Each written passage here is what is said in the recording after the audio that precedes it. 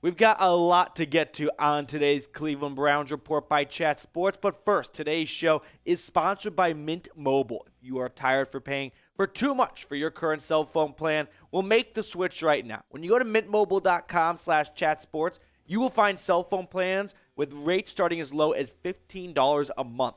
Now, that link's in the comments and the description of today's show. Plus, I'll tell you more about their awesome benefits later on. But let's get into sort of an overreaction, rumor-filled Monday after the Browns' 23-20 loss to the Falcons. A game I've been fearing since the schedule came out of major trap game vibes. Overlooked the Falcons a little bit before the Chargers.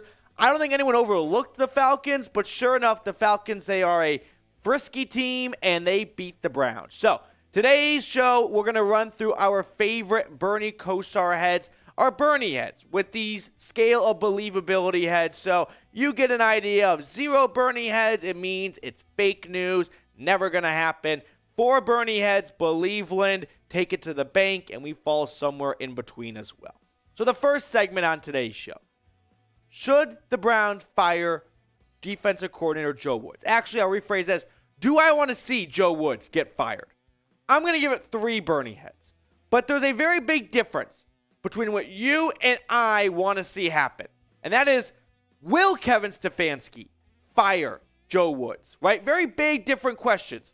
Whether you want to see Joe Woods get fired or will Stefanski fire Joe Woods? I give it 1 Bernie head for Kevin Stefanski actually canning his defensive coordinator after 4 games into his 3rd season, right? Very big, different questions being asked here.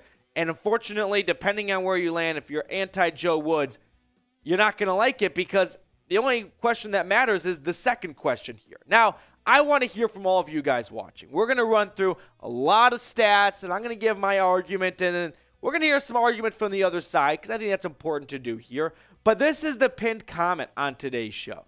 So head on down right now and let me know if you think the Browns should be firing defensive coordinator Joe Woods. Simple Y for yes or N for no.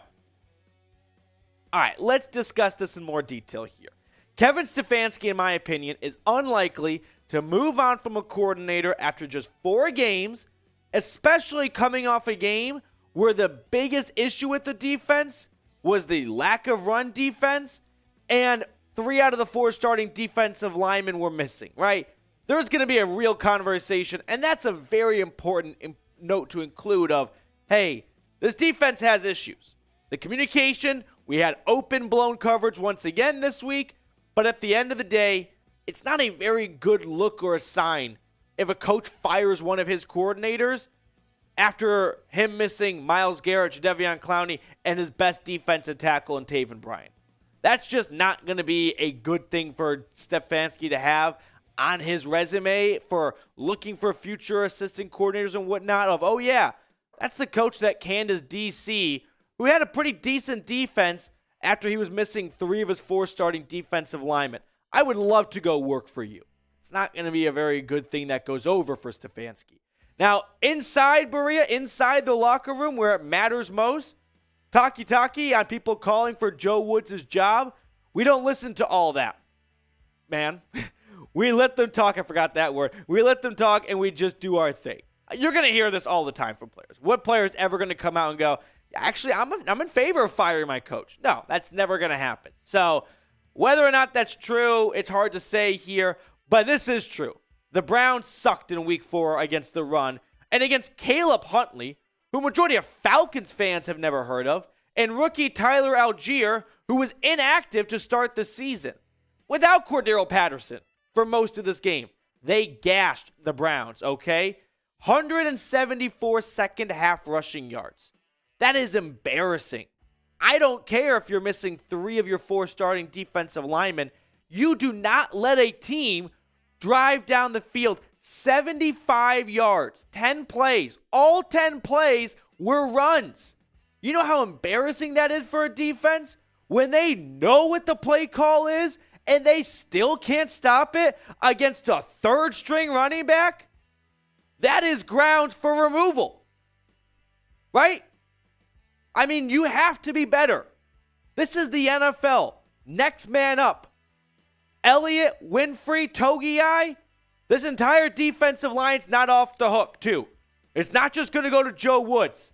You got pushed around for nearly 20 straight plays where you knew they were going to run it, and you had no answer for it. It's on Joe Woods for not coming up with a response, but it's on the players for never even making a decent attempt to slow down Caleb fucking Huntley. All right, we've got more to get to here, but first, Mint Mobile, today's proud sponsor, has so many awesome benefits for the Dog Pound. Not only are they giving you guys unlimited talk and text, high-speed data, mobile hotspots, but best of all, great way to beat inflation. With cell phone plans starting as low as $15 a month, I don't know where you're going to find a better deal. So make the switch right now by going to mintmobile.com/chatsports. Use that link. It's in the comments and the description of today's show, and start saving money. You'll thank me later. Head on over. You may have seen some of their ads. Famous actor Ryan Reynolds owns and operates Mint Mobile, and they've got awesome deals for you guys. All right, let's resume our rant session now. This Browns defense this year is interesting because when you just look at the numbers, right? If an alien came down and never watched a snap of Cleveland Browns football, they wouldn't look at this and go, well, I don't know who's in charge of this defense, but you better get rid of him right now, right? It's disappointing. It's underwhelming, but it's not bottom 5 defense. There are a lot worse defenses out there. But I've got my grievances with this defense, right? Lack of in-game adjustments. This has been a common theme for Joe Woods in Cleveland. When an offense finds a weakness on this defense, there is no adjustment. There is no response from Cleveland. It is just, let's hope they don't abuse it too much until we get triple zeros on the board. Inconsistent defense, which we'll talk about more in detail in just a second. And then that stupid zone, I just hate it. I hate it. I understand it is a good idea to let the offense play in front of you, but you have too much talent in the secondary to be basically raising the French flag and accepting surrender because you don't trust any of your corners in man. The zone isn't working, Joe. Make a change here. But let's go back to point number 2. This inconsistent defense. This screen right now, this graphic is just for Browns fans and Browns fans only because no one else will truly understand what I'm saying here. Since 2020, when Joe Woods became the defensive coordinator, the Browns defense has been Jekyll and Hyde, right? On the left is the good. In 6 games, and I identified 6 of their best performances, the Texans, the Giants in 2020, last year against the Bears when they destroyed Justin Fields, the Vikings, at the Ravens when they picked off Lamar 4 times, and this year against the Steelers, they're getting up 9.8 points per game. I mean, this defense can be stifling, but when it stinks out loud. Look at the bad version, right? The Hyde or the Jekyll, I don't remember. I did not do well in English in high school. 39 points allowed when it's bad. When it's bad, it is awful. 452 yards. These are games against the Ravens in Week 1, 2020. The Cowboys, right? That was a fun game. The Titans in 2020 as well. Chargers, Patriots last season when New England scored 45 with a rookie quarterback. And then the Jets this year. When it's good, it's great. But when it's bad, it's so bad it makes the good not worth it feels like. You see what I'm saying? This is not something people who are just casual NFL fans will truly understand. But Browns fans, we know that when this defense is bad, it is unbearable. And there's way too much money and draft capital and investment on this defense for it to have bad games where they allow nearly 40 points per game. Their bad is just too bad. It's just too awful to watch here. Now, let's try and get some mojo back right now because it's 2-2. Lucky for the Browns, the AFC North, it might suck. The Ravens are blowing leads. The Steelers are already on their second-string quarterback. And the Bengals, they might be fine. I don't know. I don't have a point for them. But I will say this. Sub for dubs. Let's get the mojo back. Some tough games coming up here. We need all the help we can get. Hit that big red button and subscribe. Now, I promised we would hear from the other side of the aisle, in which this case, it's our comment of the day coming from Diesel3290, who I think makes a fair point here. Now, I had to condense it a little bit, so sorry, Diesel. But here's what he said. Here's a hot take. Before y'all crucify Joe Woods, look at the game as a whole first. Because that defense had its best run defenders out today. And that is true. Had a stretch of 4 consecutive 3-and-outs, which was the total they had going into the game. Plus a Ward pick, and Stefanski in the offense didn't do anything with it. Stefanski needs to look in the mirror for blame for this loss because the play calls were trash. And I think Diesel raises a lot of good points that this loss is not solely on the defense, right? The offense did not do enough with the opportunities that they had. And maybe Stefanski just keeps Joe Woods around so that more blame goes to him. Because if he fires Joe Woods and then the defense continues to suck, all the attention will come on to Kevin. So right now, maybe Stefanski's like, I'll just keep this pressure off me. You guys can hate on Joe Woods a little bit more here. So, food for thought. All right, next story on today's show. Kind of going in a different direction as the first two. Well, sort of. Should Stefanski be giving up play calling duties? Or will this happen? This is just fake news. No matter how you phrase it, no matter how you call it, it's not going to happen. Kevin Stefanski is not going to give up play calling because this is like the epitome of a NFL fan dream, to call plays. He will go to the ends of the earth to make sure this never happens. Now, Mike Clay, covering the NFL, had, a very interesting sabermetrics tweet.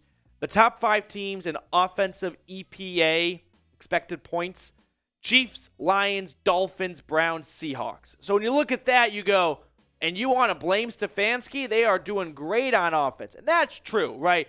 But let's not forget, Stefanski's not the offensive coordinator. Stefanski is the head coach. He is responsible for all 3 phases: offense, defense, and special teams. I don't care if you're an offensive guy.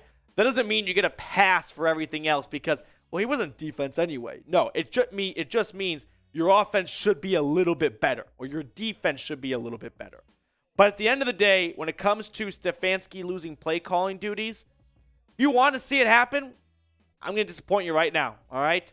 It ain't happening, so quit asking, right? There's no way Stefanski will give up play calling duties, and I don't even think it's in the best interest for that to happen. One, who's to say Alex Van Pelt is better at play calling? Different may be better because change offers hope, but it could be worse because this Browns offense with Jacoby Brissett as the backup QB has been really good in my opinion. So I don't want to see it happen. I do think Stefanski needs to be a better head coach right now, and that comes down to these misfires in week 4, like bypassing that early field goal.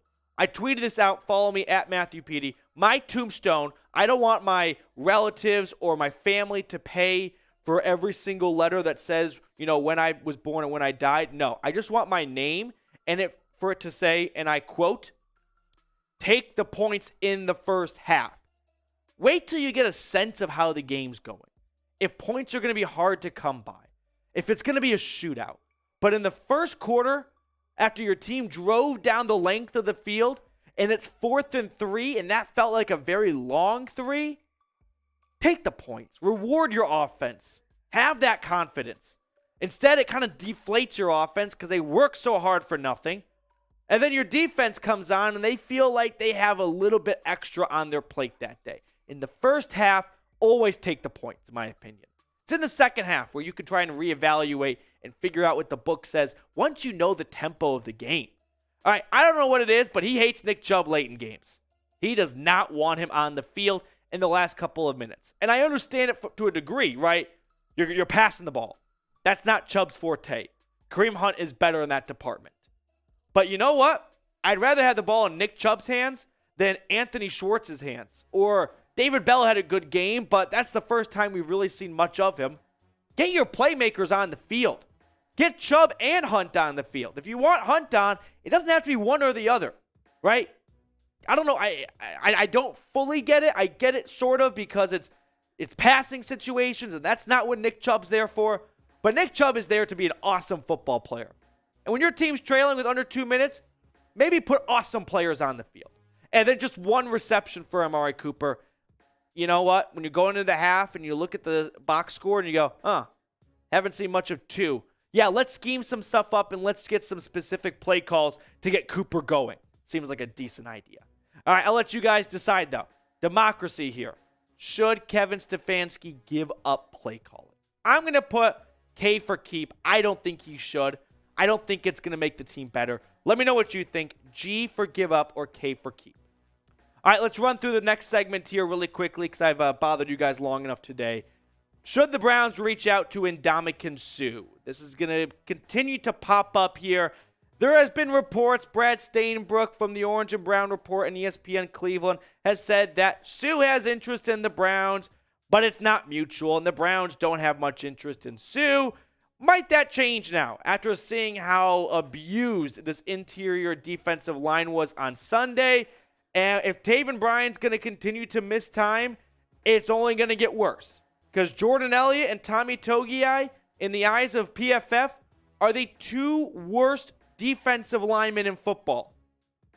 And they're both starting if Taven Bryan's out. Bottom two are starting. That might be a big enough reason for Barry to go, all right, it's time to bring in Suh, who had 6 sacks last year and 13 QB hits. He's also have a great track record for staying healthy and available. He's never missed a game due to injury in his entire career.